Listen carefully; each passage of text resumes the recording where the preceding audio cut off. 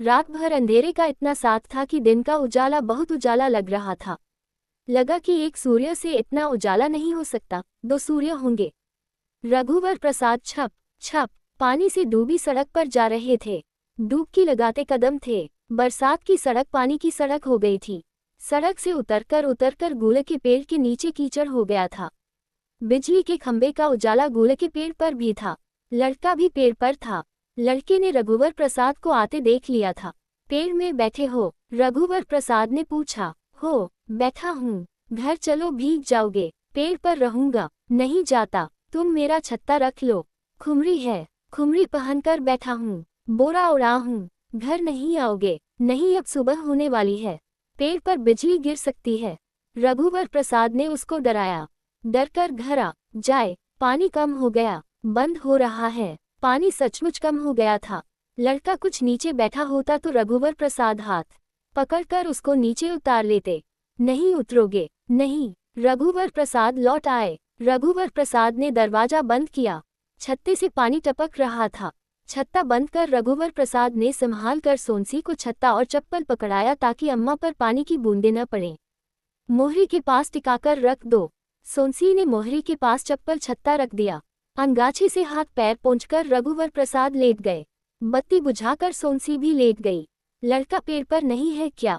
सोनसी ने पूछा। है, खुमरी पहनकर बैठा है। बोरा भी उड़ा है। बहुत कहा पर नहीं आया। अब तो पानी बंद हो गया। तुम सो जाओ, मैं उठा दूंगी। अम्मा की नींद फिर खुली। समय हो गया। अम्मा ने पूछा। नहीं अम्मा, थोड़ी देर और सोई रहो। रघुवर प्रसाद सो गए थे। खटपट में रघुवर प्रसाद की नींद खुली। जाने की सब तैयारी हो चुकी थी। 4 बजा था। अम्मा, सोनसी ने नहा धो लिया था। हाथ मुंह धो ले, चाय बन रही है, अम्मा ने रघुवर प्रसाद से कहा। उठकर रघुवर प्रसाद खिड़की तक गए। खिड़की से बाहर हाथ निकालकर देखा। पानी नहीं गिर रहा था। ये वाली बस ठीक है। छोटू स्कूल भी चला जाएगा। छोटू का रुकने का मन है अम्मा। सोनसी ने कहा। नहीं रुकेगा, उसको उठा दे। अम्मा ने कहा। अम्मा अपना झोला जमा रही थी। मैं उठा देता हूँ। रघुवर प्रसाद ने कहा। छोटू उठ, अम्मा जा रही है। रघुवर प्रसाद ने छोटू को उठाकर बैठा दिया। छोटू बैठे बैठे सोया रहा। लुढ़कने को होता तो रघुवर प्रसाद लुढ़कने नहीं देते। सोनसी ये देख रही थी। मत सताओ, सोनसी ने कहा। वह छोटू को उठाने लगी। बड़ी मुश्किल से छोटू उठकर खड़ा हो गया। अम्मा ने उसका हाथ मुंह धुलाया। तभी सोनसी रघुवर प्रसाद के पास आई। रघुवर प्रसाद को कुछ याद दिलाई। रघुवर प्रसाद उठे और अम्मा को 75 रुपए दिए। 70 रुपए तो अम्मा ने रुमाल में बांधकर झोला के नीचे तक घुसा दिया। 5 का नोट अपने पास रखी रही। रघुवर प्रसाद रिक्शा बुलाने मोटर स्टैंड चले गए। सुबह के सन्नाटे में रिक्शे के हैंडल में बंधे घुंघरू की आवाज दूर से आई। ऊबड़ खाबड़ रस्तों में घुंघरू की आवाज तेज हो जाती थी। सोनसी ने कहा। अम्मा, रिक्शा आ रहा है। अम्मा ने छोटू को इस तरह तैयार कर लिया था कि वह भी जा रहा है, पर छोटू अम्मा के साथ जाएगा या नहीं जाएगा वह सनक नहीं रहा था। सड़क की बत्ती का उजाला था। अम्मा और सोनसी बाहर निकले। दोनों की आंखें डब्बा आई थीं। अच्छे से रहना बहू, अम्मा ने कहा। हो अम्मा। सोनसी ने पैर छुए। रिक्शे में पहले अम्मा बैठी। अम्मा के बैठते ही छोटू झट रिक्शे में चढ़ गया। ये देख कि रघुवर प्रसाद भी चढ़ेंगे। छोटू सामने के पटिये पर बैठ गया। अम्मा का झोला लेकर रघुवर प्रसाद चढ़े। अभी तक चिड़ियों ने चहचहाना शुरू नहीं किया था। रिक्शा चला गया। जाते समय अम्मा ने सोनसी को सिर घुमाकर पीछे देखने की देखा। सोनसी खड़ी थी। कोशिश की, वे इतना सिर घुमा नहीं सकी कि सोनसी को देख पाती। उन्होंने रघुवर से कहा। देख तो बेटा, सोनसी बाहर खड़ी है या चली गई? रघुवर प्रसाद ने सिर घुमाकर। खड़ी है अम्मा, अंदर चली जाती तो अच्छा था, अम्मा ने कहा। रिक्शा थोड़ा और चला होगा कि अम्मा ने फिर पूछा। देख तो है कि चली गई। रघुवर प्रसाद ने देखा तो सोनसी अब तक खड़ी थी। छोटू ने कह दिया। नहीं गई अम्मा। बिजली के खंभे का उजाला पड़ रहा था। वे कहने वाले थे कि शायद चली गई, पर तभी छोटू ने फिर कहा। अभी खड़ी हैं। छोटू ने फिर कहा। अभी भी खड़ी हैं। ठीक से देखने के लिए छोटू रिक्शे पर खड़ा हो गया। छोटू को ठीक दिख नहीं रहा था, पर उसने कहा। अम्मा नहीं जा रही है। रघुवर प्रसाद ने मुड़कर कहा। चली तो गई। छोटू ने कहा। नहीं गई अम्मा। इतने में रिक्शा मुड़ गया। जब रिक्शा मुड़ा तभी चिड़ियों ने चहचहाना शुरू किया था। चिड़ियों की चहचहाहट तक सोनसी वहां खड़ी रही। सड़क की बत्ती बुझ गई थी। सड़क की बत्ती जब तक जलती रही, सुबह का उजाला बत्ती के उजाले की आड़ में रहा। सड़क की बत्ती के बुझते ही आड़ चली गई थी। सुबह का उजाला दिखने लगा था। सुबह के सन्नाटे में मोटर जाने की आवाज थी। उसे लगा अम्मा बस स्टैंड तक नहीं पहुंची होंगी और बस छूट गई। वह कुछ देर और खड़ी रह गई कि रिक्शा लौट रहा होगा, उसमें छोटू अम्मा भी होंगी। सुबह के उजाले में सब धुला हुआ दिख रहा था। गीले धुले कपड़े से पानी की गंध आती है। धुली हुई गंध पेड़ों, सड़कों, हवा, मकान और आकाश से आ रही थी। वह घर आ गई। बस में अम्मा को सामने अच्छी जगह मिल गई थी। छोटू खिड़की के पास बैठा था। अम्मा के साथ घर जाने की खुशी में वह बड़े भाई भाभी के पैर छूना भूल गया था। रघुवर प्रसाद ने अम्मा के पैर छुए।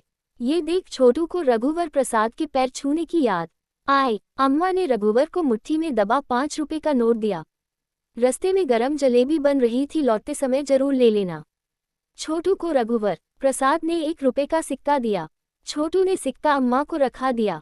अम्मा ने कहा, बड़ा हो गया है, अपने पास रख। फिर झोले के अंदर नीचे सिक्के को डाल दिया। अच्छी जगह मिल गई थी? सोनसी ने पूछा। हाँ, खिड़की के पास छोटू बैठ गया। अम्मा ने 5 रुपए दिए थे, कहा था जलेबी ले लेना। जलेबी का पूरा पकड़ाते हुए रघुवर प्रसाद ने कहा।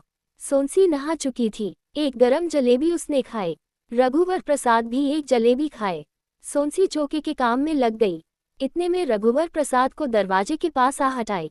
उन्होंने दरवाजा खोला तो दरवाजे के पास टायर के गमलों की थोई आड़ में सिर झुकाए लड़के का ददा बैठा था। सुबह सुबह आ गया था। अंदर आ जाओ, धीरे से रघुवर प्रसाद ने कहा। दिया हो महाराज, कहकर झुके हुए वह अंदर आया। रघुवर प्रसाद ने दरवाजा उड़का। डंडा कहाँ है? घर छोड़ आए हो न? यहाँ है। कहाँ? दरवाजे पर रखा है। सोनसी दरवाजा खोलकर डंडा अंदर ले आए और एक कोने में जमीन पर डाल दी। सोनसी ने खटिया की आड़ बनाई। लड़के के ददा को उसने आड़ में बैठा दिया। तुम यहीं रहो, तुम्हारे लड़के को बुलाते हैं। सोनसी ने कहा, मैं बुला लाता हूँ। रघुवर प्रसाद ने कहा। वे सीधे गूले के पेड़ के नीचे गए। पेड़ पर लड़का था, घर नहीं गया। नहीं, चल कुछ खा ले। रोटी है? रोटी है कि नहीं यह नहीं मालूम, पर जलेबी है। जलेबी का नाम सुनकर वह धपस से पेड़ से कूदे जैसा नहीं कूदा, गिर गए जैसे कूदा। जलेबी ठीक निशाने में उसे लगी गोली थी। रोटी न होने से उसका मन डावाडोल था। रात भर के बाद अपने घर भी जाना चाहता था। वह अपने ददा को कैसे देख नहीं पाया मालूम नहीं। गिर जाता तो कैसे गिरता? रघुवर प्रसाद उसका हाथ पकड़े हुए थे कि भाग नहीं जाए। चल, रघुवर प्रसाद ने कहा। सोनसी, रघुवर प्रसाद ने आवाज दी। दरवाजा बस उड़काया हुआ था। अंदर ने दरवाजा खोला। लड़के से कहा सावधान करने के लिए उन्होंने आवाज दी थी। सोनसी ने दरव, अंदर आ जा। रात भर का जागा हुआ लग रहा था। बालों में फिर भी बहुत तेल था, कनपटी पर मैल के साथ जमा दिख रहा था। नहा धोकर कंधी कर लिया कर, तेल कम लगाया कर। सोनसी ने कहा। खटिया की आड़ में उसका बाप चुपचाप बैठा सब सुन रहा था। अपने लड़के को वह देखना चाहता था। कई दिनों से अपने लड़के को अच्छे से देख नहीं पाया था। खटिया से झोंकने की इच्छा हो रही थी। बीड़ी पिया था? सोनसी ने कहा। नहीं, रात को पिए था। रात को भी नहीं पिया। जलेबी दो न, धीरे से उसने कहा। रोटी भी है, खाएगा? जलेबी खाऊंगा, उसने झिझक कर कहा। अच्छा, दोनों खा लेना। सुन, तेरा ददा भी यही है, भागना मत, वह नहीं मारेगा। उसके साथ घर चले जाना, खटिया की आड़ में है। समझ गया? ददा के नाम से वह चौंक गया। कहाँ है कि दृष्टि से उसने इधर उधर देखा। नहीं है, उसने कहा। कहाँ न, खटिया के पीछे है। सोनसी ने कहा। ददा खटिया के पीछे से झांका। वह बहुत प्यार से अपने लड़के को देख रहा था। जा चले जा। रघुवर प्रसाद लड़के को खटिया तक लिवा ले गए। वह अपने बेटे को झांक रहा था। आ जा, उसने कहा। फिर हाथ पकड़कर खटिया की आड़ में अपने पास में बैठाया। उसके सिर पर हाथ फेरते हुए उसके हाथों में तेल लग गया था। हाथ के तेल को उसने अपने पैर में रगड़ कर पोंछा। फिर दोनों हाथ से बाल के तेल को पोंछकर कभी अपने हाथ पर कभी लड़के के हाथ पर चिपड़ देता। सिर से अंगोछा निकालकर लड़के के मुंह को पोंछा। बाई कंघी होगी? झांककर उसने सोनसी से पूछा। है, सोनसी ने कहा। रघुवर प्रसाद ने अपनी एक छोटी कंघी पोंछ कर उसे पकड़ा दी। जब वो खटिया की आड़ में अपने लड़के की कंघी कर रहा था तब सोनसी ने आवाज दी, आजा रोटी खा ले। लड़का जाने को हुआ तो ददा ने रोककर जल्दी जल्दी उसकी कंघी की। 2 थाली में परोसा हुआ था। थाली में 2 रोटी और थोड़ा भात था। 2 जलेबी थी। जलेबी दोने में थी। रात की बची रोटी थी। अम्मा ने कहा भी था कि खाना अधिक बन गया है, बासी बचेगा। लड़के का दादा संकोच कर रहा था, खटिया की आड़ से बाहर नहीं आ रहा था।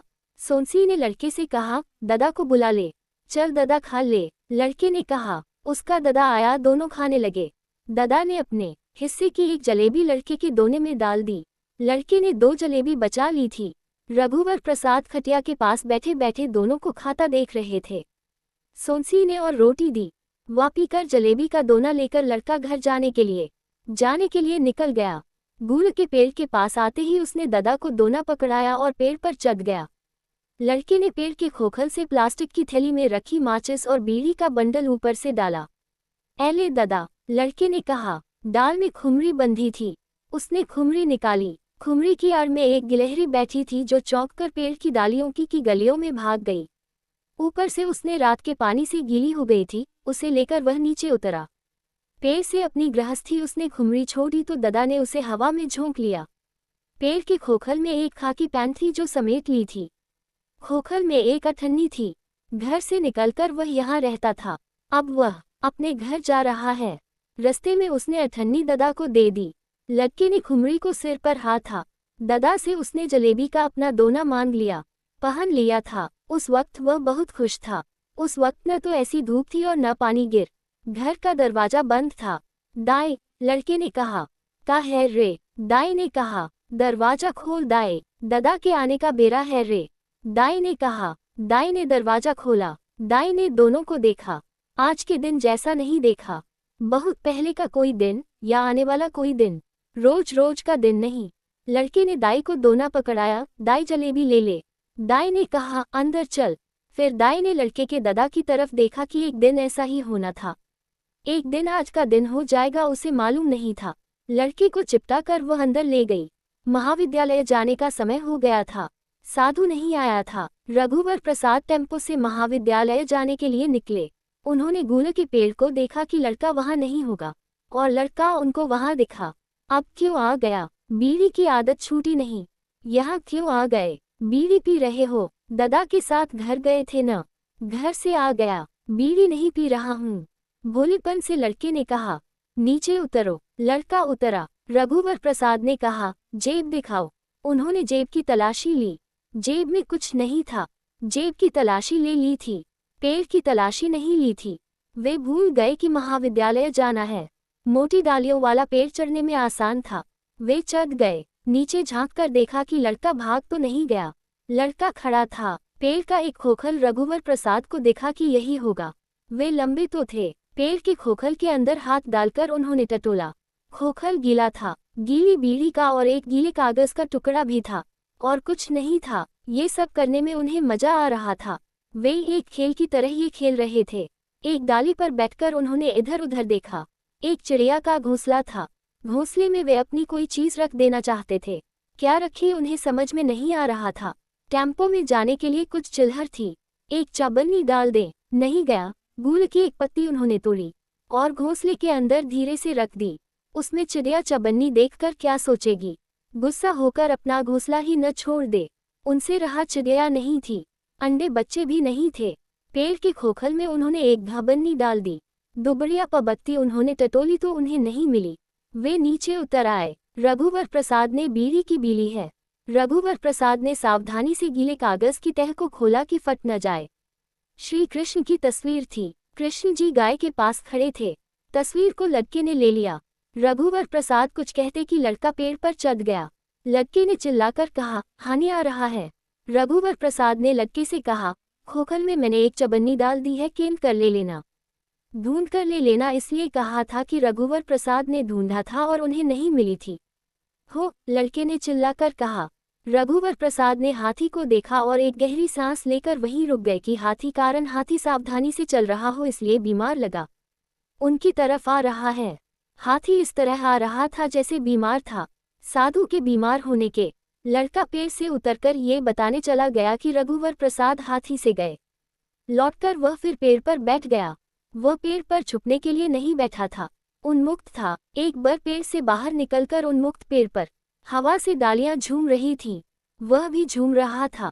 उसे दूर ददा गाय चराते हुए दिखा तो वह फिर पेड़ से उतरा और अपने ददा के पास चला गया। सुनो, रात को रघुवर प्रसाद ने सोनसी से कहा। क्या है? साधु हाथी को बैठाने के लिए बाइक बोलता है और खड़ा होने के लिए मली। हाँ, मुझको मालूम है, चलने के लिए भी मली बोलता है, चलने के लिए कुछ और बोलता होगा। साधु ने मली कहा था, तो क्या खड़े होने के लिए कुछ और बोलता होगा?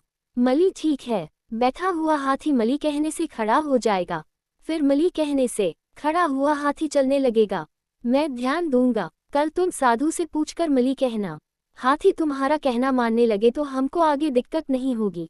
हो सकता है वह केवल साधु की बात माने। बोलकर देखना, कहना मान ले तो अच्छा है। मुझे नहीं लगता कि हाथी मेरा कहना मानेगा। मैं उसे खड़े होने के लिए कहूँ, राह चलता कोई आदमी तब शरारत से उसे बैठने के लिए कह दे तब तो वह बैठ जाएगा। कोई दूसरा खड़ा होने के लिए कह दे तो भी खड़ा हो जाएगा।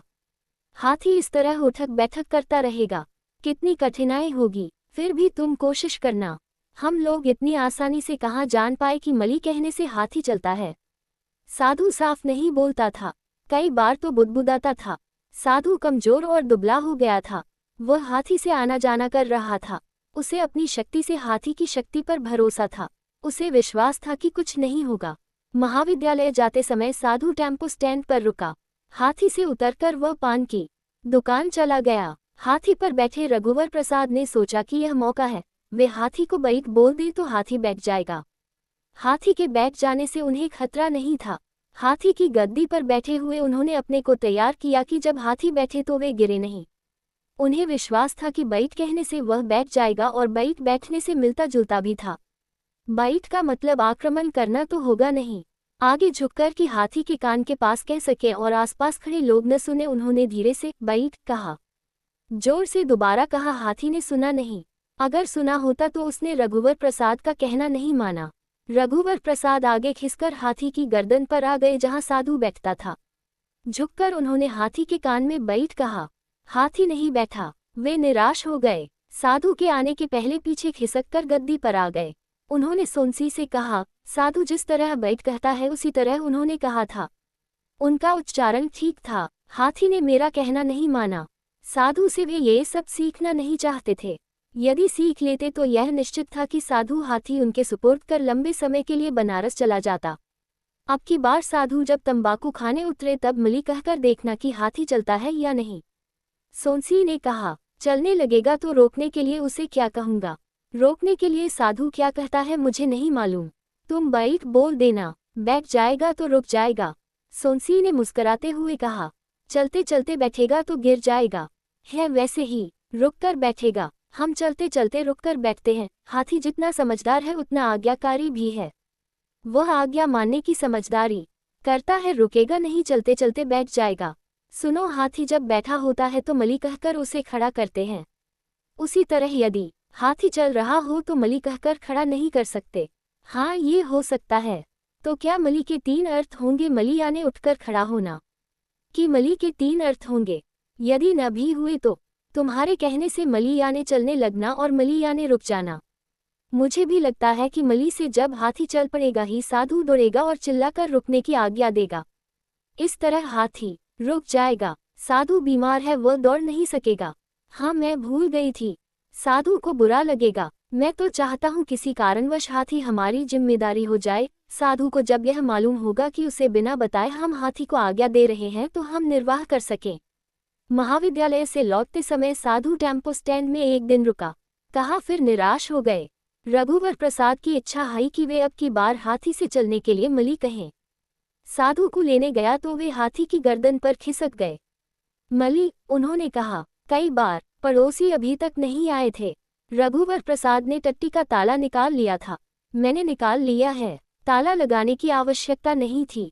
मकान मालिक को उन्होंने बताया, टट्टी का ताला। ठीक है। मकान मालिक ने कहा, टट्टी का किराया तो नहीं देना होगा।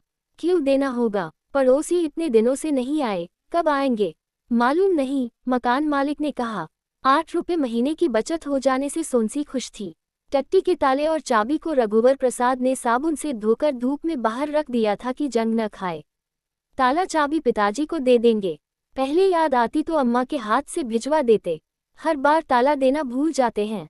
रघुवर प्रसाद ने कहा, सोनसी गृहस्थी में रम गई थी। रघुवर प्रसाद पढ़ाई कर रहे थे। सोनसी बर्तन मांज रही थी।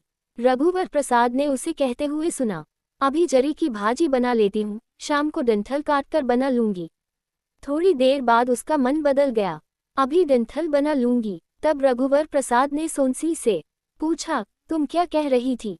कुछ तो नहीं, सोनसी ने कहा। सोनसी, अभी तुम जरी की डंठल बना रही हो ना?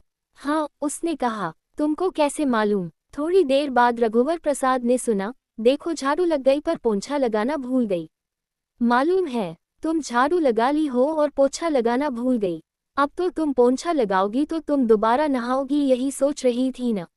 ऐसा करो, तुम पोंछा मत लगाओ। हाँ, मैं तो यही सोच रही थी, पर तुमको कैसे पता चला? ऐसे ही, जादूगर की तरह, रघुवर प्रसाद ने कहा। हाँ, बता दूंगा, पर अभी नहीं, जब बताना होगा तब। अब मैं जो सोचूंगी तो मुझको बता दोगे। चूड़ी वाली निकलेगी तो उससे आज चूड़ी लूंगी, सोनसी ने काम करते करते कहा। रघुवर प्रसाद को लगा कि उनसे कहा गया। क्या बोली? रघुवर प्रसाद ने पूछा। कुछ तो नहीं, व्यस्त सोनसी ने कहा। उद्धरण चिन्ह, सुनो, आज दोपहर को चूड़ी वाली से तुम चूड़ी खरीद लेना। रघुवर प्रसाद ने कहा, मैं यही सोच रही थी। एक बच्ची के आश्चर्य से वह चकित खड़ी थी। तुमको कहती हूँ तो तुम लाते नहीं। उसने कहा, तुम्हारा 1 आना 2 आना वाला चूड़ी का नाप मुझे समझ में नहीं आता, तुम साथ रहोगी तब लेंगे। कुछ देर बाद काम करते करते सोनसी ने कहा, मैं आज चूड़ी ले लूंगी। रघुवर प्रसाद ने इसे सुना। वे समझ गए कि सोनसी ने उनसे नहीं कहा था, अपने से कहा था। चूड़ी वाले से आज चूड़ी ले लोगी तो ठीक रहेगा। रघुवर प्रसाद ने सोनसी के मन की बात कही। तुम मेरे मन की बात मत सुनो, मन की बात पर ध्यान दोगे तो अपनी पढ़ाई नहीं कर पाओगे। सोनसी आटा सान रही थी और सोच रही थी। रघुवर प्रसाद पढ़ रहे थे, इसलिए वह रघुवर प्रसाद से बात नहीं कर पा रही थी। उसने सोचा कि वह रघुवर प्रसाद से पूछे कि बिजली के खंभे के नीचे लड़कों को पढ़ाते पढ़ाते बहुत थक जाते होंगे। आज सड़क की बत्ती चली जाए तो देर रात तक लड़कों को पढ़ाते हैं, इसलिए बिस्तर पर लेटते ही नींद आ जाती है। रघुवर प्रसाद ठुड्डी पर हाथ धरे सोनसी को आटा सानते हुए और सोचते हुए देख रहे थे। उन्होंने भी सोचा कि आज रात लड़कों को छुट्टी दे देंगे। उन्होंने सोनसी से कहना शुरू किया, मैं आज की रात। इसके आगे का जो कहना चाहते थे वह सोनसी के मुंह से निकला, लड़कों को छुट्टी दे दूंगा। कहा जो सोनसी कहना चाहती थी, आज रात। इसके आगे का रघुवर प्रसाद ने कहा। रघुवर प्रसाद पूरा कह पाते कि सोनसी ने जल्दी से कह दिया, जागेंगे। यही कहना चाहते थे न? जाती थी, आने वाले दिन दिख जाते थे। हाँ, यही कह रहा था, पर कुछ और भी कहता। इसके बाद सोनसी ने चुपके चुपके से सोचा, चूड़ी अभी नहीं खरीदते, बाद में खरीद लेंगे। उसने चुपके से सोचा था, इसलिए रघुवर प्रसाद ने नहीं सुना। कैलेंडर जो हवा में फड़ा रहा था, इससे अगले महीने की तारीख दिख जात। वर्तमान का सुख इतना था कि भविष्य आगे उपेक्षित सा रास्ते में पड़ा रहता। जब तक वहां पहुंचो तो लगता खुद बेचारा रास्ते से हटकर और आगे चला गया। ने किताब बंद कर दी। वे ऐसे उठे कि स्वप्न में उठे हों। सोनसी को रघुवर प्रसाद ने किताब रघुवर प्रसाद के स्वप्न में जाने की आहट हुई हो या आभास हुआ हो। वह आटे का हाथ धो चुकी थी। चौके के कपड़े से उसने हाथ पोंछ लिया था और वह भी स्वप्न में चली गई। 2 कदम रघुवर प्रसाद की तरफ खुद चली, 2 कदम रघुवर प्रसाद के सहारे चली। उसका मन हुआ रघुवर प्रसाद उसे लेकर चले। सुनो, तुम चूड़ी वाली से जरूर चूड़ी खरीद लेना, रघुवर प्रसाद ने कहा। और चूड़ियां टूट जाने से बचे, कितना भी संभालो टूट जाती है। अपने हाथों को देखते हुए उसने कहा, हो सकता है चूड़ियों का रिवाज एक प्रेमी से बना हो कि प्रेमिका को कुछ काम न करना पड़े। ले, मैं अंदर रहती हूँ, पता नहीं चलता। जाते जाते पेड़ वाले लड़के से कह देना कि दोपहर को चूड़ी वाली निकले तो रोक। पेड़ पर लड़का होगा तो कह दूंगा। रघुवर प्रसाद ने देखा कि लड़का पेड़ पर था। क्या कर रहे हो? रघुवर प्रसाद ने पूछा। कुछ नहीं, दोपहर को चूड़ी वाली निकलेगी तो उसे रोक लेना और सोनसी को बता देना। हो, रोक दूंगा। चवन्नी निकाले थे?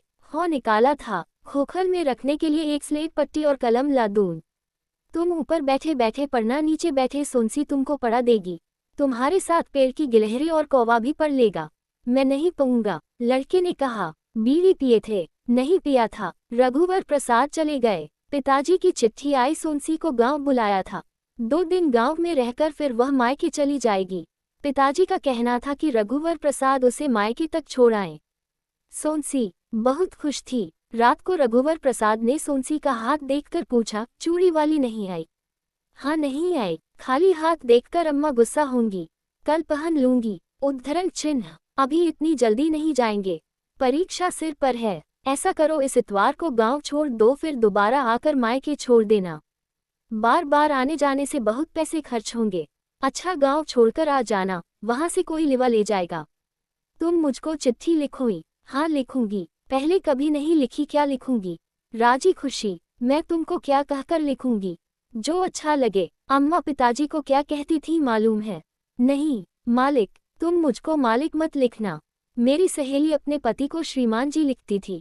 नहीं श्रीमान जी मत लिखना, तुम पहले लिखना, तुम पहले लिखना। दोनों चुप हो गए। सोंसी सोच रही थी कि रघुवर प्रसाद यदि दोनों हाथ से चिट्ठी लिखेंगे तो पहचान जाएगी कि बाएं हाथ से इतना लिखा है और दाहिनी से इतना। वह बाएं और दाहिने हाथ की लिपि को पढ़ते हुए जैसे रघुवर प्रसाद के आलिंगन में पढ़ रही होगी। चिट्ठी का कोई ठिकाना है, 5-6 दिन में चिट्ठी पहुंचती है। रघुवर प्रसाद ने कहा, जब भी समय मिलेगा मैं कसौटी के पत्थर पर जाकर लेट जाऊंगा और आकाश को देखता रहूंगा। मैं भी खिड़की से तुम्हारे देखे हुए आकाश को देख लूंगी। रघुवर प्रसाद का आकाश देखना रघुवर प्रसाद का चिट्ठी लिखना होगा। चंद्रमा सोंसी के लिए लिखा हुआ संबोधन होगा। तारों की लिपि होगी जिसे तत्काल सोंसी पढ़ लेगी। रघुवर प्रसाद कसौटी के पत्थर पर लेटकर एक बड़ा आकाश देखेंगे। बड़ा आकाश लंबी चिट्ठी होगी। सोंसी खिड़की से छोटा आकाश देखेगी तो छोटी चिट्ठी होगी। आकाश एक दूसरे को लिखी चिट्ठी होगी। आ रहा था। रघुवर प्रसाद टेम्पो से आना जाना कर रहे थे। कुछ एक दिन से साधु नहीं या महाविद्यालय से वे जल्दी लौटे थे। घर नहीं गए, सीधे खैरागढ़ बाड़ा चले गए। खैरागढ़ बाड़ा उजाड़ जगह थी, एक उजाड़ मकान था। उसके दालान में घुटने पर सिर रखे साधु बैठा था। मकान के आसपास छप्पर के बेंगलोरी खपरे टूटे पड़े थे। खिड़की दरवाजे के पल्लों को उखाड़ कर चुरा लिया गया था। मकान के चारों तरफ इधर उधर घनी झाड़ियां टूटे बिखरे पड़े थे। पहले इन झाड़ियों का तरतीबवार घेरा होगा। रघुवर प्रसाद को देख साधु बहुत खुश हुआ। उठकर उसने रघुवर प्रसाद को बोरे पर बैठाया। तबीयत ठीक नहीं है? रघुवर प्रसाद ने पूछा। अब ठीक है, वैद्य की दवाई से फायदा हुआ। उनका लड़का दवाई दे जाता है। मैं स्वस्थ है, कहीं भी जा सकता हूँ। हाथी के पैर में भी घाव हो गया था, वह भी ठीक है। घाव को मैंने लोहे की छड़ से दाग दिया था, कैसे लगा होगा? रघुवर प्रसाद ने सोचा। रघुवर प्रसाद हाथी के पास गए तो साधु भी आ गया। पैर के नाखून के पास घाव था। जंजीर से कैसे बांधते हो? रघुवर प्रसाद ने सब समझने के लिए पूछा था। जंजीर में अकोड़ा है, फंसा देता हूँ। साधु ने कहा, मैं जाता हूँ, हाथी से छोड़ देता हूँ। अब ठीक है, हाथी उस पैर में जोर कम देता है, मैं चला जाता हूँ। रघुवर प्रसाद हाथी के और पास गए। वे उसे थपथपाना चाहते थे पर नहीं थपथपाया। कहा, जंजीर से बंधा होने से बेफिक्री होती है। हाँ, जंजीर से बंधा होने से बेफिक्री होती है। साधु ने कहा, रात नहीं थी, कमरे में थोड़ा अंधेरा हुए थोड़ी देर हुई थी। खिड़की से बाहर अभी उजाला था। खिड़की की चौखट पर गौरैया का एक जोड़ा आकर बैठ गया था। कुछ और गौरखिया चौखट पर लाइन से बैठ गईं। दोनों खिड़की से उस पार जाने को थे, रुक गए। कुछ चिड़ियों का मुंह कमरे की तरफ था, कुछ का बाहर था। खिड़की से जाने को करते तो चिड़िया उड़ जाती। थोड़ी देर रुक जाते हैं, सोंसी ने रघुवर प्रसाद ने कहा। हाँ रुक जाते हैं, कमरे की बत्ती जला दूं। शायद दिन का थोड़ा उजाला कमरे में अभी तक है। जब तक रहता है तब तक बत्ती नहीं जलाते, अब जला दूं। थोड़ी देर बाद सोंसी ने पूछा। खिड़की से बाहर देखते हुए दोनों चुपचाप सटकर खड़े थे कि उनके हिलने डुलने से चिड़िया न उड़ जाए। आकाश में अभी दिन का उजाला था। कमरे से दिन का पूरा उजाला सचमुच चला गया है इसका अंदाज रघुवर प्रसाद नहीं कर पा रहे थे। शायद दिन का उजाला चला गया। हाँ मुझे भी लगता है। सोंसी ने खटका दबाया तो चिड़िया फुर से उड़ गई जैसे बत्ती के उजाले ने उड़ा दिया हो। जिन चिड़ियों का मुंह अंदर की तरफ था पहले वे कमरे के अंदर उड़ आई, फिर खिड़की से बाहर चली गईं। कोई दरवाजा खटखटा रहा है। रघुवर प्रसाद ने दरवाजा खोला। वैद्य का लड़का था जो साधु का साथी आदमी था। साधु बनारस चला गया है, उसने कहा। कब? दोपहर को। और हाथी वही बंधा हुआ है। साधु को उठा ले गए और हाथी को भी उठा ले जाते। रघुवर प्रसाद कहना चाहते होंगे, हाथी छोड़ गए, आपको बताना चाहिए इसलिए बताने आ गया। मैं साधु को दवाई गया था, अब दवाई बेकार हो गई। वह चला गया। मैंने या नहीं। रघुवर प्रसाद और सोनसी दरवाजा खोले खड़े रहे। पता नहीं पेड़ पर लड़का बैठा है, मैं हाथी को देख आऊं। कुछ देर बाद रघुवर प्रसाद ने कहा, अभी रात को, कल सुबह चले जाना। अभी देख लेता हूँ। मैं भी चलूं। तुम क्या करोगी जाकर? यहीं रहो। हाथी हमारे घर के सामने छोड़ जाता। पत्नी ने कहा, उसे अचानक जाना पड़ा होगा। हाथी उसने छोड़ा नहीं, छूट गया। नहीं तो घर के सामने छोड़ जाता। जा रहा हूँ। पेड़ पर लड़के को देख लेना। जाग रहा हो तो साथ ले जाना। हाथी भूखा होगा तो पेड़ की डाली काट देगा। हंसिया दून। नहीं, पहले देख तो लूं। अगर होगा तो हंसिया ले जाएगा। पेड़ पर लड़का नहीं था। पेड़ के नीचे जाकर उन्होंने आवाज दी। एक पक्षी फड़फड़ाकर उनकी आवाज से उड़कर भाग गया। शायद घुघू था। घुघू न भी हो, घुघू के शिकार का ये समय है। जिस पक्षी के घोंसले में उन्होंने एक पत्ती रखी थी, क्या वह घुघू का घोंसला था? उस घोंसले में चवन्नी डालते डालते रह गए थे। अब की बार चवन्नी डाल देंगे। देखेंगे कितने दिनों तक वहां चवन्नी रखी है। जैसे गुल्लक में जमा करते हैं वैसे घोंसले में जमा कर देंगे। जरूरत पड़ने पर लक्ष्मी के वाहन के घोंसले से अपनी चवन्नी ले आएंगे। वहीं से उन्होंने सोनसी से कहा, नहीं है। उन्होंने धीरे से चिल्लाया था। फिर रात के सन्नाटे में नहीं है, दूर तक चला गया। सोनसी से भी बहुत आगे गया। सोनसी तो ये जान गई कि पेड़ पर लड़का नहीं है। एक आदमी जो अपने घर के सामने बैठा था, नहीं है, को उसने भी सुना। सुनकर वह स्वाभाविक तौर पर बोल पड़ा था, कौन नहीं है? रघुवर प्रसाद खैरागढ़ बाड़ा की तरफ चल पड़े थे। सोनसी घर के अंदर चली गई थी। कौन नहीं है, ये रघुवर प्रसाद ने सुना था, पर उन्होंने जवाब नहीं दिया था। रघुवर प्रसाद समझ गए थे कि किसी और ने ये सुना है कि शायद उसे कहा गया है। इसलिए उसने पूछा। उस आदमी को कौन नहीं है का जवाब नहीं मिला था। उसे उत्सुकता हुई कि जो नहीं है उसे वह जान जाता। उस आदमी को नींद नहीं आ रही होगी। रात के सन्नाटे में वह अकेलापन महसूस कर रहा होगा। उससे रहा नहीं गया। उसने जोर से पूछा, कौन नहीं है भाई? वह नहीं जानता था कि कौन नहीं है और उसने किसके लिए कहा था। उसने सुना या नहीं, पर ये तो था जिसने नहीं है कहा था उसी से पूछा था। अगर वह जान जाता तो क्या होता? वह ये जानना छोड़ सकता था। वह इधर उधर देखता लंबे युवा, अधेड़ या बूढ़ा हो सकता था। उसकी तबीयत ठीक भी हो सकती थी। सन्नाटे में सिकुड़ा बैठा हुआ था। उठा और दबे पांव घर के अंदर चला गया था। वह रघुवर प्रसाद को जगह जगह इस रात के अंदर मकानों, पेड़ों के इर्द गिर्द गहरे अंधेरे के विशालकाय धब्बे दिखे थे। पेड़ के नीचे एक झोपड़ी के ऊपर एक बड़ा गहरे अंधेरे का धब्बा दिखा। खपरे के छप्पर पर हाथी जैसा धब्बा था। अंधेरे धब्बे का भार नहीं था, नहीं तो छप्पर टूट जाता और झोपड़ी धसक जाती। अच्छा था कि उजाले का भी भार नहीं था। अंधेरे के बाद कुछ उजाले में जो जहां दिखता था वह उजाले के द्वारा स्थापित दिखाई देता था। अगर उजाले में टूटी फूटी झोपड़ी दिखती तो वह भी उजाले के द्वारा स्थापित टूटी फूटी झोपड़ी दिखाई देती। उजाले में अचल की तरह खैरागढ़ बाड़े में और अंधेरा लग रहा था। बहुत अधिक अंधेरे की तरह दिखते हुए खंडहर, पेड़, झाड़ी और हाथी को रघुवर प्रसाद देख रहे थे। वे हाथी की ओर बढ़े। हाथी रघुवर प्रसाद की आहट को पहचान गया होगा। जंजीर से बंधा था। आसपास बरगद की डाली बिखरी थी। रघुवर प्रसाद हाथी के सामने थे। हाथी रघुवर प्रसाद के पास बढ़ना चाहता था। जंजीर पीछे के पैर में थी। रघुवर प्रसाद पीछे गए, हाथी के जंजीर वाले पैर के पास। वे हिम्मत कर फंसे हुए अकोड़े को निकालने की कोशिश करने लगे। हाथी का पैर तना हुआ था, इसलिए अकोड़ा कड़ा था, निकल नहीं पा रहा था। सामने के पैर में जंजीर बंधी होती तो खोलने में डर लगता कि सूंड से पकड़ न ले। पैर थोड़ा ढीला हुआ। हाथी पीछे घूमना चाहता होगा। रघुवर प्रसाद ने जोर लगाकर अकोड़े को निकाल दिया। वे पीछे हट गए। हाथी अब बंधा हुआ नहीं था। रघुवर प्रसाद पीछे और हटे। वे हाथी के सामने आए, फिर लौट पड़े कि हाथी उनके पीछे आ जाएगा। उस एक हाथी को खोल देने की उन्हें इतनी खुशी हो रही थी कि अंधेरे में इधर उधर उनके आगे पीछे अंधेरे का स्वतंत्र हाथियों का जुलूस निकला हुआ लग रहा था। तब भी वे पीछे मुड़कर देख लेते थे कि हाथी उनके पीछे आ रहा है या नहीं। थोड़ी देर तक तो उनको लगा कि हाथी उनके पीछे आ रहा है। वे तेजी से घर की ओर बढ़ गए। सोनसी ने तुरंत दरवाजा खोल दिया था। अंदर आकर उन्होंने दरवाजा बंद करते हुए कहा कि उन्होंने हाथी को खोल दिया है। वे खुश थे। क्यों खोल दिया? बंधा था इसलिए। कब तक बंधा रहता? वहां जाकर उसकी देखभाल कर लेते। वहां जाकर देखभाल करते नहीं बनता। हो सक देखभाल कर सकेंगे। सकता है हाथी यहाँ आ जाए। यहाँ सोनसी दरवाजा खोलकर कुछ देर खड़ी रही। हाथी नहीं था, आते भी नहीं दिख रहा था। सड़क की बत्तियों के उजाले में वह दूर से दिख सकता था, अगर सड़क से आता।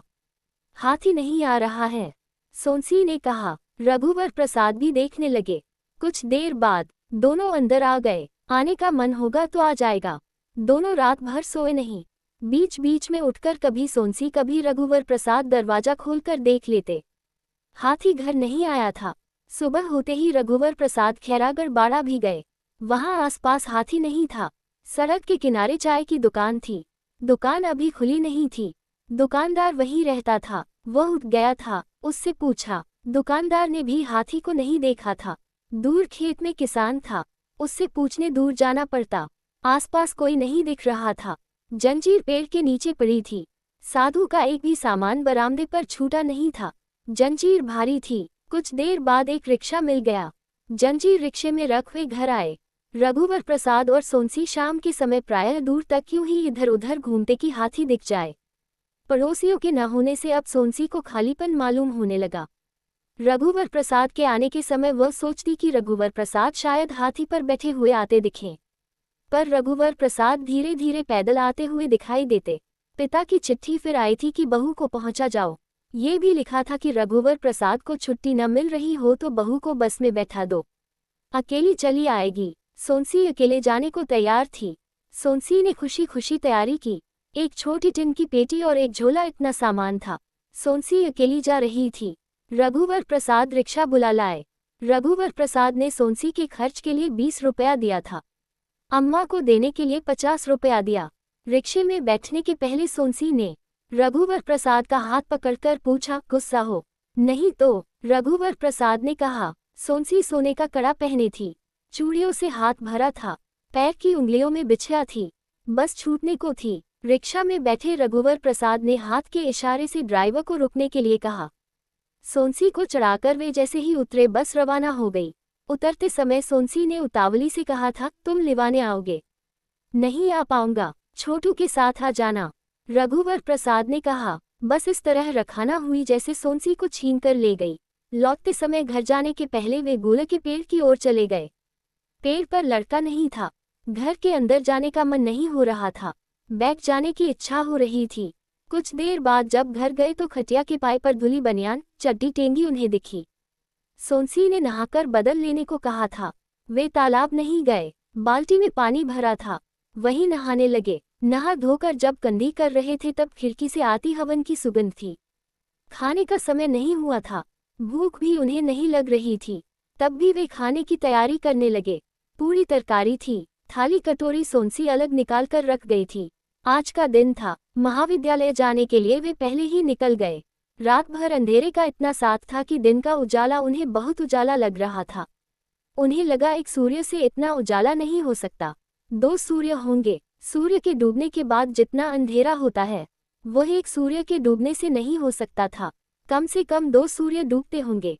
वे टेम्पो के लिए 1.5 घंटा पहले आ गए। ताड़ के पेड़ों की पत्तियों की तरफ उनकी दृष्टि गई थी। उस पर दृष्टि पड़ने पर ताड़ के चारों पेड़ों को उन्होंने एक साथ पेड़ जैसा देखा। पेड़ों को अलग वे नहीं देखे। हाथी आता हुआ दिख सकता था। हाथी पर साधु भी बैठा हुआ दिख सकता था। परंतु ये सब हो सकने के पहले बीच में खाली टेम्पो आ गया था और वे बैठ गए थे। महाविद्यालय में विभागाध्यक्ष भी पहले आ गए थे। रघुवर प्रसाद विभागाध्यक्ष से बात करना चाहते थे। काम में व्यस्त विभागाध्यक्ष ने उनकी तरफ ध्यान नहीं दिया। रघुवर प्रसाद से कक्षा में तख्ते पर बाएं हाथ से लिखते नहीं बन रहा था। चौक बार बार टूट जाती थी। वे दाहिनी हाथ से लिखकर पढ़ाते रहे। रात को रघुवर प्रसाद की नींद खुली। कुछ देर बिस्तर पर पड़े रहे, फिर उठे। दरवाजा खोलकर बाहर आए। सड़क के किनारे नीम के पेड़ के नीचे खड़े रहे। सड़क की बत्ती का उजाला उन तक नहीं पहुंच रहा था। उनका मन हुआ रात के सन्नाटे में बोले, नहीं है। इस समय अपने घर के बाहर दूर वही आदमी भी देर से बैठा होगा जिसने पहले रघुवर प्रसाद के नहीं है को सुना था। तब उसने कहा था, कौन नहीं है भाई। रात का वैसा ही वातावरण था। गुल के पेड़ से एक पक्षी यूं ही फिर उड़ा था। अब की बार रघुवर प्रसाद को देखकर उड़ गया हो। पेड़ पर लड़का नहीं होगा। नहीं है जैसा वातावरण गहराया हुआ था। घर के सामने बैठे हुए आदमी को दूर से लगा होगा कि दूर दरवाजा खोलकर कोई बाहर आया है। उससे रहा नहीं गया, उसने सोचा पूछा जाए कौन नहीं है। उसने जोर से कहा होगा कौन नहीं है। रघुवर प्रसाद ने सुना होगा। जवाब में उनके मुंह से निकला सोंसी नहीं है। कातर मन से निकला हुआ कि सोंसी नहीं है। जो भी हो उसने सुना। वह आदमी ठंडी सांस लेकर सिर हिलाकर थोड़ी देर बैठा रहा होगा। संतुष्ट हुआ सा कि उसे उत्तर मिल गया। वह घर के अंदर चला गया होगा। उस रात उसे नींद नहीं आई होगी। वह जानना चाह रहा था कि कौन नहीं है। अब मालूम हो गया, वह सोंसी को नहीं जानता था। जो भी हो फिर भी वह रात को सो सकेगा।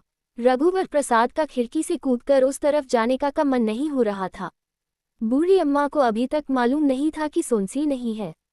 रात को सोंसी का जाना तय हुआ था और वह सुबह चली गई थी। कमरे के अंदर कोने में हाथी की मोटी लंबी जंजीर पड़ी थी। हाथी भी नहीं आ रहा था। सोंसी क्या हाथी पर बैठकर आ सकती थी? दरवाजा खोलकर वे आकाश को देख लेते थे। सोंसी की चिट्ठी है। सोंसी भी देख लेती होगी कि रघुवर प्रसाद की चिट्ठी है। कभी आकाश में बहुत तारे होते, कभी इक्के दुक्के दिखाई देते। इक्के दुक्के तारों का आकाश लिखने का समय नहीं मिल जाया, थोड़ी थोड़ी लिखी जा रही चिट्ठी जैसा था। महाविद्यालय जाते समय वे गूल के पेड़ के पास से होते हुए निकले। उन्होंने सिर उठाकर पेड़ को झांक लिया कि लड़का नहीं है, कोई पक्षी भी नहीं था। पेड़ों लोगों के बीच केवल वही है और कोई नहीं, जैसे अस्तित्व से वे सड़क पर चले जा रहे थे। लोग नहीं है जैसे लोग उनके पास से आ जा रहे थे। टेम्पो नहीं है जैसे एक दो खाली टेम्पो गुजर गए। टैम्प रघुवर प्रसाद के लिए भी रुकने को हुआ था। एक टेम्पो में वे बैठ गए और उन्हें मालूम नहीं हुआ कि वे टेम्पो में बैठ गए। महाविद्यालय वे आते थे और उन्हें मालूम नहीं होता था कि वे महाविद्यालय आ जाते हैं। लड़कों को वे पहले जैसा अच्छा पढ़ा देते थे और उनको पता नहीं चलता था। सब काम पहले जैसा चल रहा था जैसे कुछ भी नहीं चल रहा था। सोंसी के सकुशल पहुंचने की चिट्ठी आ गई थी। छोटू ने चिट्ठी लिखी थी। शायद अम्मा ने लिखवाई हो या सोंसी ने। सोंसी लिख देती। रात के 8 बजे भात बना, खाकर वे खिड़की से कूदे। बूढ़ी अम्मा की झोंपड़ी की ओर से चूल्हे के धुएं की गंध आ रही थी। कुछ ठंडी हवा चल रही थी। आसपास कहीं पानी गिरा होगा। आकाश में बिजली चुपचाप चमक जाती थी। कड़कने की आवाज नहीं आती थी, इतना सन्नाटा था। बिजली के चमकने से अंधेरे में जो दिख जाता था वह दिखने के भ्रम जैसा सचमुच का दिखता था। फिर अंधेरे में उसी समय नहीं दिखा जैसा हो जाता था। शायद उन्होंने अपने लिए ही कहा हुआ था कि सोंसी नहीं है। इसके उत्तर में सिर हिलाकर उन्होंने धीरे से कहा, हाँ सोंसी नहीं है।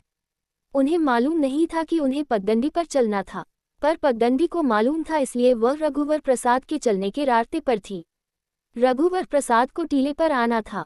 ये रघुवर प्रसाद को नहीं मालूम था, टीले की मालूम था, इसलिए जहाँ रघुवर प्रसाद आए थे वह टीले पर था। तालाब रघुवर प्रसाद के निहार में था। तालाब में तारों चंद्रमा की परछाई पड़ी कि रघुवर प्रसाद के निहार में हो। जुगनू रघुवर प्रसाद के सामने से होकर गए कि रघुवर प्रसाद को देखने के लिए चंद्रमा लिए चंद्रमा के उजाले में थे। रघुवर प्रसाद एक किसी भी चट्टान पर लेट गए। चट्टान पर बैठ गए थे जो कसौटी की चट्टान थी। वे कसौटी की चट्टान पर लेट गए। चट्टान ठंडी थी, चट्टान चिकनी थी, इसलिए गड़ नहीं रही थी। रघुवर प्रसाद की नींद सुबह खुली। वे कथरी ओढ़े हुए थे। बूढ़ी अम्मा रात को निकली होगी। रघुवर प्रसाद को सोया देख घर से कथरी लाए होगी। सुबह हो जाने के बाद बादलों से सूर्य देर से निकला था और पक्षी देर से चहचहाए थे, इसलिए रघुवर प्रसाद देर तक सोए। इधर उधर की जगह अभी अभी गोबर से लीपी गई थी। अल्पना और रंगोली थी। यहाँ की सब जगह सोंसी का रास्ता देख रही थी। सुबह उठकर रघुवर प्रसाद को लगा देर हो गई। वे दतौन कुल्ला करने लगे। कुल्ला करके उठे थे कि बूढ़ी अम्मा चाय लेकर आ श्री। रघुवर प्रसाद ने इस तरह चाय ली कि बूढ़ी अम्मा ने तब प्यार से रघुवर प्रसाद के सिर हाथ रखा था। चाय पीकर रघुवर प्रसाद ने बूढ़ी अम्मा को सोंसी कब आएगी की तरह 2-1 दिन में आ जाएगी की तरह जवाब में बूढ़ी अम्मा ने रघुवर प्रसाद की तरफ बूढ़ी अम्मा ने कहा, भात खाकर जाता। रघुवर प्रसाद ने हाँ कहा। विभाग के दरवाजे के सामने ही बरामदे से टिकी थी।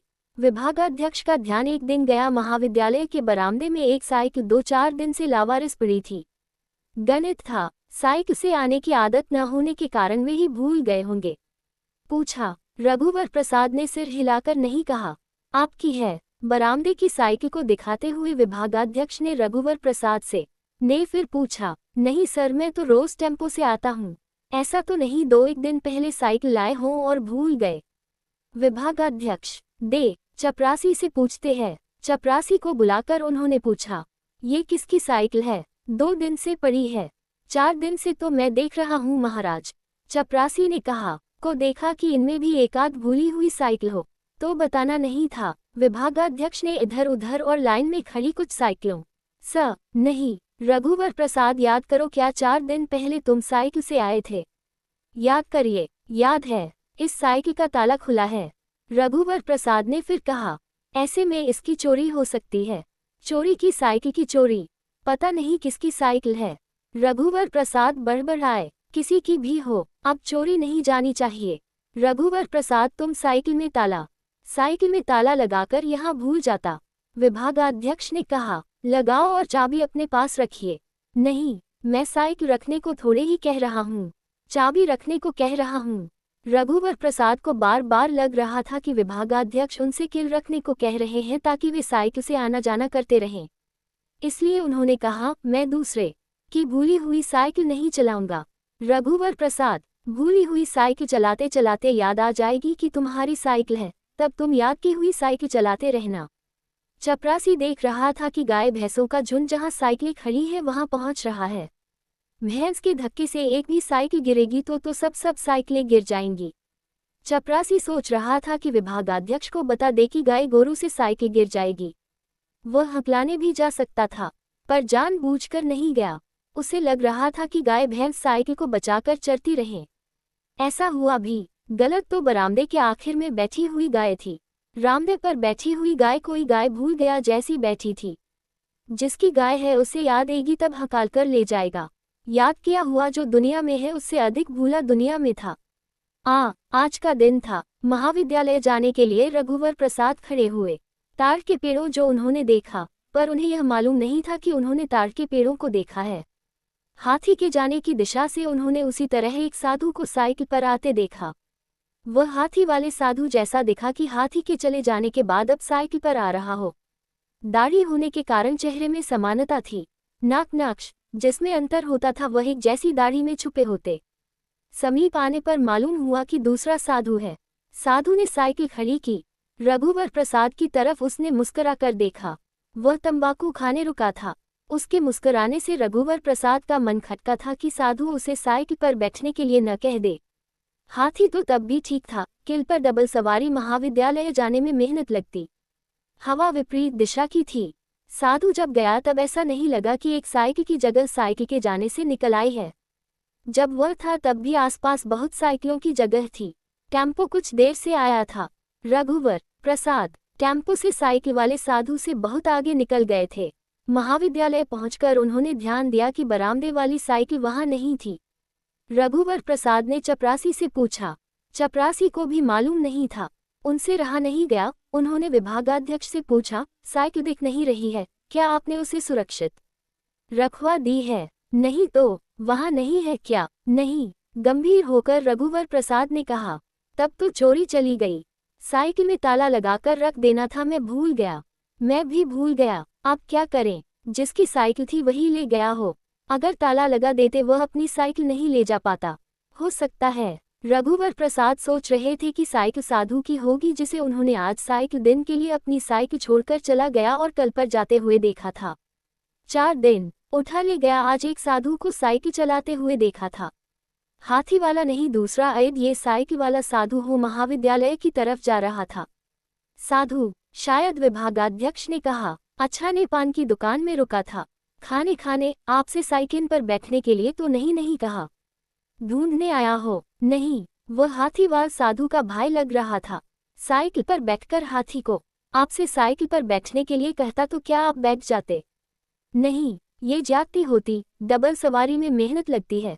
यदि समय कम होता तो शायद बैठ जाता। आधी दूर में भी डबल चलाता। उसके करियर में बरगद की डाल तो नहीं लदी थी।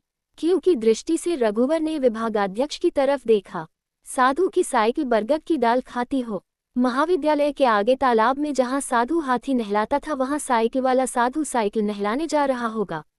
रघुवर प्रसाद साइकिल को नहलाने के बदले बाह धोने भी कह सकते थे। शायद इसी के जवाब में विभागाध्यक्ष ने कहा, नहलाने जा रहा होगा? नहीं, नहलाने ले जा रहा होगा।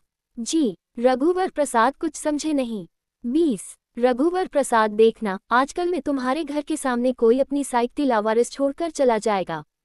क्यों? मो, ऐसे ही। उसे रेलगाड़ी से इलाहाबाद या काशी जाना हो तब क्या करेगा? साइकिल में ताला लगाकर वह अपने घर में नहीं रख लेगा। घर कहाँ? डेरा होगा पेड़ के नीचे खंडहर के बरामदे में। वहां से साइकिल चोरी चली जाएगी। साइकिल से परेशानी नहीं होगी, घर के बाहर चाहे 1 या 2 साइकिल छोड़ दे।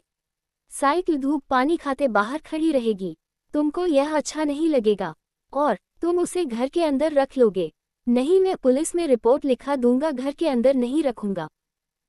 रघुवर प्रसाद सोच रहे थे कि साइकिल वाला साधु और हाथी वाला साधु दोनों एक दूसरे को जानते होंगे। वे किसी साइकिल से महाविद्यालय गए तो रास्ते में अचानक साइकिल वाला साधु उनके साथ हो जाएगा और महाविद्यालय तक उनके साथ रहेगा। लौटते समय भी यही हो सकता है। रोज रोज न हो, टेम्पो पर आना जाना ठीक है, पर जाने के नाम पर अनिश्चित खड़े रहना अच्छा नहीं लगता।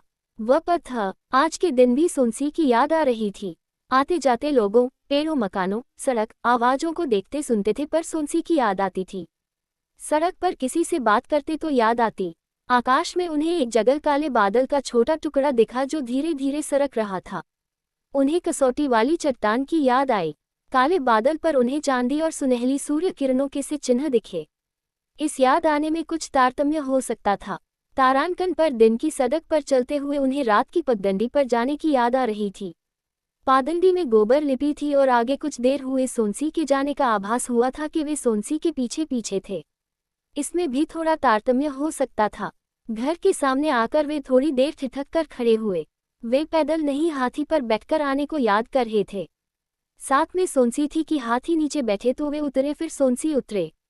हाथी बैठ नहीं रहा था और वे रुके रहे। याद आने में किसी वस्तु, दृश्य, समय इत्यादि का बहुत आधार या तारतम्य नहीं हो पा रहा था। खाली कमरे के अंदर घुसे ही थे कि पड़ोसन ने पुकारा, रघुवर प्रसाद। वे बाहर आए। आज जल्दी छुट्टी हो गई? पड़ोसन ने पूछा। हाँ, उन्होंने कहा। चाय पियोगे? नहीं, कहकर वे अंदर चले गए। थोड़ी देर चारपाई पर लेटे रहे। फर्श पर हाथी की मोटी जंजीर बिखरी फैली थी। उठकर उन्होंने उसे समेटा। बाहर आए तब दूसरी पड़ोसन अपने दरवाजे के सामने खड़ी थी, जैसे रघुवर प्रसाद का रास्ता देख रही थी। बहू कब आएगी? उसने पूछा। आजकल में आ जाएगी। उसकी चिट्ठी आई थी? नहीं, छोटू की आई थी। खाना खाए थे? हाँ। क्या बनाए थे? कल का रखा था, शाम को घर आकर खा लेना। बाद में खा लूंगा, कहकर अंदर चले गए। खटिया पर लेटे और सो गए। सोनसी की बस शाम को आई। रास्ते में खराब हो गई थी। 3 घंटे बनने में लगे। बस आम के ऊंचे पेड़ के पास रुकी थी।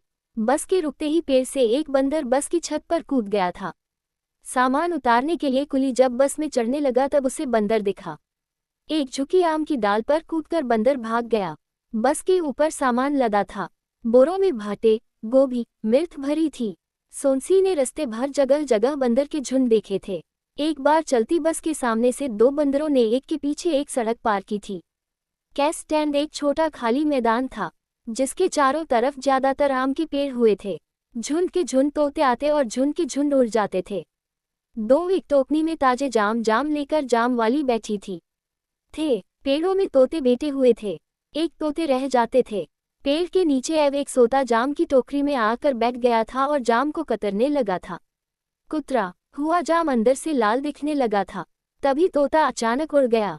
जाम वाली ने भगाया नहीं था, बल्कि तोता चौंक कर उड़ न जाए इसलिए हिल डुल भी नहीं रही थी और मूर्तिवत बैठी थी। जब तोता उड़ गया तो जाम वाली तोते के अधखाए जाम को खाने लगी। सोनसी बस से उतर पिछौड़े ओढ़े खड़ी थी कि एक रिक्शे वाला रिक्शा लेकर आया। भदिया, बस से साइकिल उतरवा देना, रिक्शे वाले से उसने कहा। बस के ऊपर चढ़े कुली ने रिक्शे वाले को साइकिल पकड़ाई। रिक्शे वाले से साइकिल गिरते गिरते बची थी। तब सोनसी ने भी साइकिल संभालने की कोशिश की थी। सोनसी पेटी झोला लेकर रिक्शे में बैठ गई थी। तब रिक्शे वाले ने साइकिल रखी। साइकिल पकड़े सोनसी बैठी थी। रिक्शा के चलते ही तोते का एक झुंड रिक्शे के ऊपर से उड़ा था। तोते का झुंड सोनसी के घर की तरफ उड़ा था। सोनसी ने दूर से घर को देखा तो उसने गहरी सांस ली। सांस लेने से उसे किसी फूल की सुगंध आई थी। घर पहुंचते पहुंचते और शाम हो गई थी। आते जाते कहीं रास्ते में रघुवर प्रसाद को देख लेती ऐसा वह कर रही थी। रिक्शे वाले को वह रास्ता बताते जा रही थी। घर का दरवाजा बंद था। साइकिल नीचे उतारकर हैंडल में झोला टांगकर रिक्शा वाला चला गया। पेटी को सोनसी ने उतारा था। पेटी लेकर वह दरवाजे के पास आई तो एक के बाद एक पड़ोस के दोनों दरवाजे खुल गए। सोनसी बहुत खुश थी। बड़ी देर लगा दी। मुस्करा कर पड़ोसन ने कहा, बड़ी जल्दी आ गई। दूसरी पड़ोसन ने हंसते हुए कहा। सोनसी ने दोनों के पैर छुए और चुपचाप खड़ी रही। वह स्वस्थ और अधिक सुंदर लग रही थी। कमरे के अंदर रघुवर प्रसाद की आवाज नहीं थी। खिड़की से उस तरफ चले गए होंगे। खिड़की से कूदकर दौड़ते हुए रघुवर प्रसाद के पास जाने को उतावली सी शांत खड़ी थी। अंदर जाओ न, एक पड़ोसन ने कहा। अंदर जाने के लिए उसे 3 कदम चलना पड़ता। दूसरी पड़ोसन को दया आ गई। उसने कहा, अच्छा जा, और अपना दरवाजा धीरे से बंद कर लिया। दूसरी ने भी दरवाजा बंद कर लिया। सोनसी ढेर सारी चूड़ी और छुन छुन वाली पैरपट्टी पहनी थी। दबे पांव वह 3 कदम चली। दरवाजा खुला था। रघुवर प्रसाद खटिया पर लेटे लेटे सो गए थे। उसने धीरे से पेटी को अंदर रखा। दरवाजा बंद किया। साइकिल बाहर ही रह गई थी। उसमें ताला नहीं था। साइकिल में पिछौरे और झोला लटका रह गया था।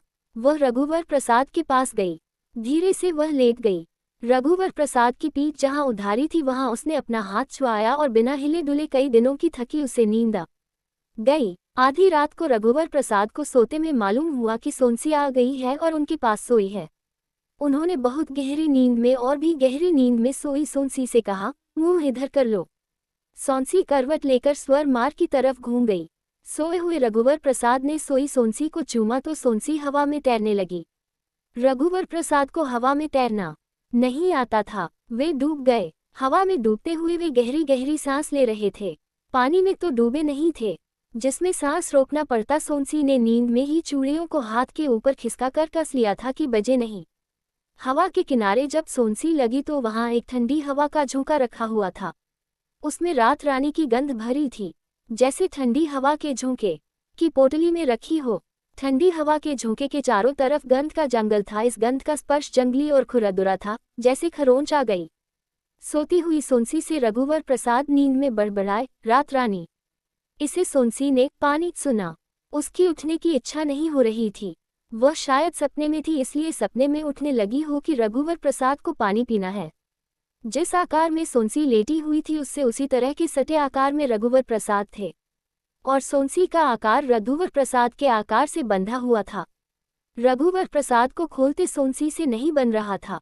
रघुवर प्रसाद से बंधे हुए उसने हाथ लटकाकर टटोला कि रघुवर प्रसाद ने पानी का लोटा रखा हो। पानी का लोटा नहीं था।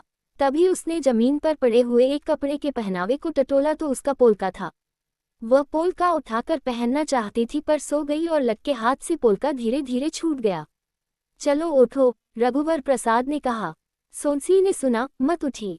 रघुवर प्रसाद उठना चाहते थे। सोनसी को अपने से खोलने का मन भी नहीं हो रहा था। तब सोनसी ने कहा, तुम मुझसे गुस्सा हो, मैं आज महाविद्यालय नहीं जाऊंगा।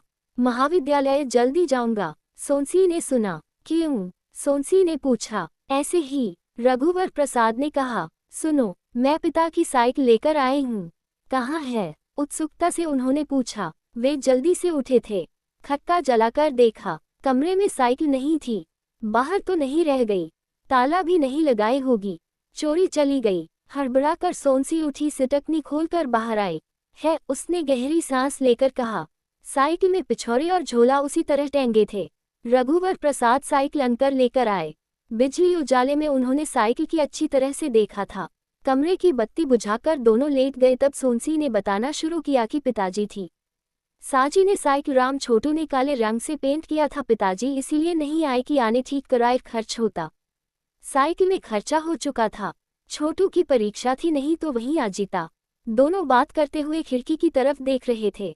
खिड़की के पास खिड़कियां आते की तरह उठा हुआ है।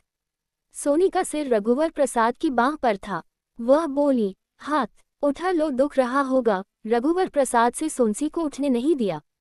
कहा, नहीं दुख रहा है।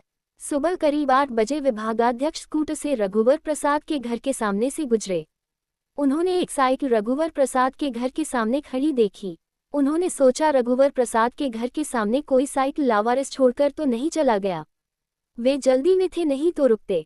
घर के सामने का नीम का पेड़ रघुवर प्रसाद के घर के सामने इस तरह था कि उसे किसी ने छोड़ा नहीं था। विभागाध्यक्ष ने नीम की पेड़ की तरफ ध्यान न दिया हो।